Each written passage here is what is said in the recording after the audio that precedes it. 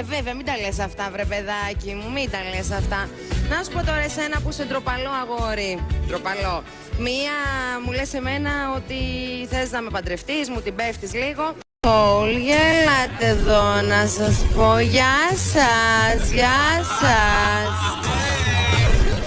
Τι χαριτωμένο ήταν αυτό, καλά είμαστε. Καλά, πολύ καλά, βρεστούμε. Ναι, χαρούμε πάρα πολύ για το... Τι καλός που είναι. Άκουσες την ερμηνεία τους, τα σχόλια. Ευαγγελία. Βέβαια, τους άκουσα. Δεν τη λες και χαριτωμένη. Όχι, εγώ λέω το. Ο Μπράντλι, λοιπόν.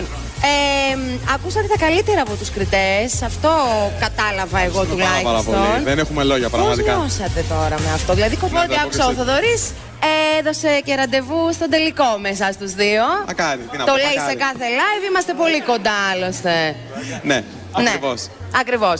Και να πάω και στον Ιαν, διότι προηγουμένως. Σοβαρέψου λίγο, σε παρακαλώ πολύ όμως, δεν είσαι.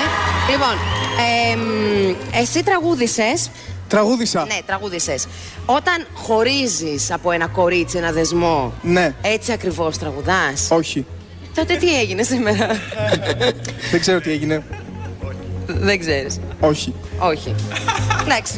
Λακωνικός όπως πάντα ο Ιαν, τι να τον κάνω τώρα κι εγώ, δεν ξέρω. Είναι μετά το πάρτι, όπως βλέπω τώρα, έχει Τι μου είπες, αποδομηθεί Σάκη? λίγο. Ναι. Ίσως έχει πει και λίγο.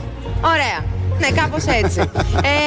Σάκη, αυτά από εμάς προς το παρόν. Σε λίγο.